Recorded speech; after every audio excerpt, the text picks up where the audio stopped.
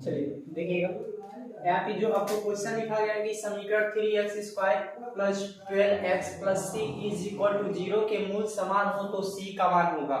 क्या निकालना है ये देखना पड़ेगा। द्विघात समीकरण 3x² minus 4x plus 2 is equal to 0 के मूल ज्ञात कीजिए। दो चीज कहा गया, इन दोनों जो दो सवाल लिखा गया दोनों सवाल एकदम फार्मूले पे लगे। फार्मूला कौन कौन सा है? एक फार्मूला यहाँ पर नोट किया गया और एक फार्मूला यहाँ पे नोट किया गया। जब कहेगा कि मूल समान है, जैसे पहले वाले ने कहा है कि मूल समान है तो उसका मान ज्ञात करिए, तो वहां पर आपको सवाल लगाने के लिए ये वाला पहला वाला फार्मूला आपको यूज करना पड़ेगा। जैसे कहा गया है कि इसका मूल समान है तो सी का मान ज्ञात करिए, तो सबसे पहले आपको किस फार्मूले पे जाना पड़ेगा? इस फार्मूले पे जाके आपको सवाल आंसर निकालना पड़ेगा। सी का वैल्यू यहाँ से निकलेगा। नेक्स्ट क्वेश्चन ये कह रहा है कि ये वाला कि द्विघात समीकरण 3x² minus 6x plus 2 is equal to 0 के मूल ज्ञात कीजिए।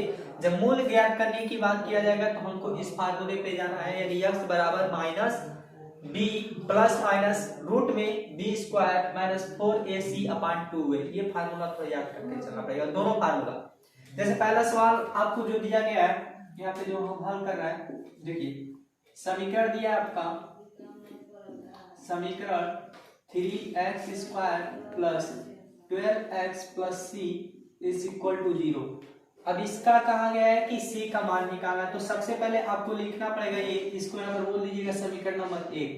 लिखेंगे समीकरण 1 की तुलना, समीकरण 1 की तुलना ax² plus bx plus c is equal to 0 से करने पर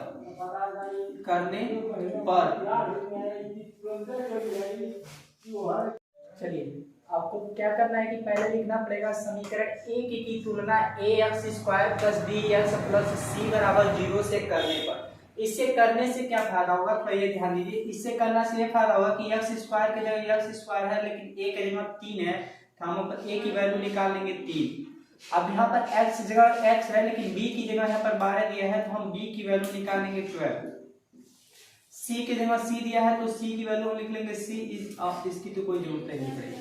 अब ध्यान से सुनिए, यहाँ पर a b c तीनों की आपने वैल्यू निकाला। वैल्यू निकालने के बाद आप लिखेंगे फार्मूला। एक लाइन आपको लिखना पड़ेगा सूत्र आपका क्या है, तो लिखेंगे b² minus 4ac is equal to 0। ये आपका फार्मूला है, इसको याद करके रखना पड़ेगा। अब ध्यान दीजिए कि अब b की वैल्यू क्या है, तो b की वैल्यू बोलेंगे कि 12 है। 12 का स्क्वायर करेंगे माइनस 4a की वैल्यू 3 दिया है, गुणे c की वैल्यू कुछ नहीं c है इज इक्वल टू 0। ठीक है, 12 का स्क्वायर करेंगे तो 144 माइनस 4 × 12 गुणे c इज इक्वल टू 0। अब यहाँ पे ये देख रहे हैं इधर प्लस में है, जब प्लस को उधर भेजा जाता है तो क्या हो जाता है, माइनस हो जाता है, यानी माइनस 12 गुणे c is equal to minus 144।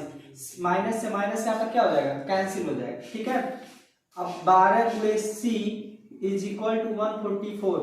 अब यहाँ पे जो गुणा में गुणा को बराबर के इधर भेजेंगे क्या हो जाएगा, भाग हो जाएगा। c is equal to 144 upon 12। इससे इसको काटेंगे तो c की वैल्यू कितना मिल जाएगी, 12। यानी आपका जो पहला सवाल है, चलिए यहाँ पर जो b का b है, b के जगह 12 b है ना, ये b, तो b यहाँ पर सबसे पहले आपको क्या करना पड़ेगा, इससे तुलना करना पड़ेगा। तो a के जगह 3, b के जगह 12 और c के जगह c। ठीक है, अब b का स्क्वायर यानी 12 का स्क्वायर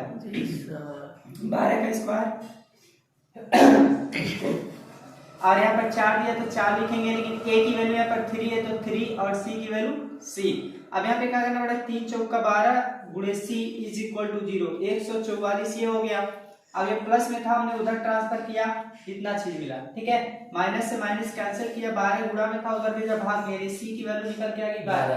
ठीक है, सेकंड क्वेश्चन आपका क्या है, सेकंड क्वेश्चन जरा ध्यान दीजिएगा क्या कर रहा है, 12 इसका आंसर हो गया। हाँ, ये इसका आंसर 12 है। ठीक है, सेकंड वाला जो क्वेश्चन है द्विघात समीकरण दिया है, द्विघात समीकरण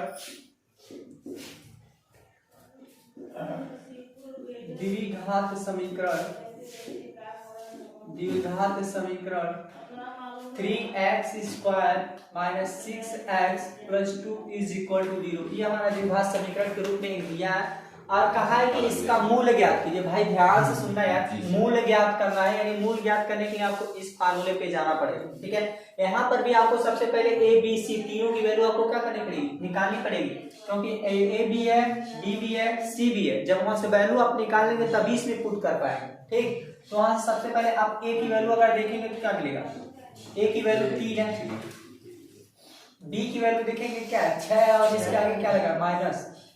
ठीक, सी की वैल्यू 2, कोई दिक्कत नहीं है। आगे चलिए हम फार्मूले पे जाते हैं, सीधे लिखते हैं सूत्र minus b plus minus b square minus 4ac upon 2a।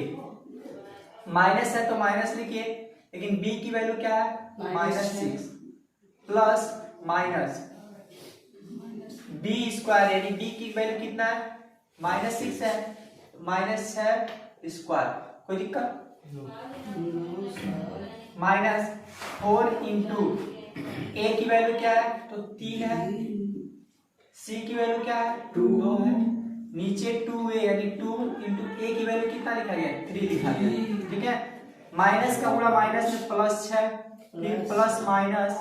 अब यहाँ पे क्या करना, थोड़ा इसको सॉल्व करना है। जब -6 का स्क्वायर करेंगे तो वो 36 हो जाएगा, माइनस से माइनस हट जाएगा। ठीक है, 6 कितना हो जाएगा 36 माइनस 4 3 12 और 12 गुना कितना हो जाएगा 24। अब नीचे आपका जो बच्चा है 2 3 6 बच्चा है ना, 6 प्लस माइनस, यहाँ पे थोड़ा ध्यान दीजिएगा, 6 से 4 गया तो 2 बच गया, 3 से 2 गया तो कितना बचा 1 बच गया ना, 1 बच गया अपॉन 6। अब ये देखिए सर, अब अभी हाँ बताइए, वो कट नहीं सकता क्या? कटेगा एकदम कटेगा भाई, काट लेंगे। ठीक है, अब यहाँ पे क्या बचा आपका 1 बचा प्लस माइनस रूट में 12 बचा, यही चीज बचा है ना। तब यहाँ पर प्लस माइनस लिखने का मतलब ये है कि आपको इसको 2 बार लिखना है, एक बार 1 प्लस 12 और दूसरा आपको ये लिखना है कि एक बार 1 माइनस 12।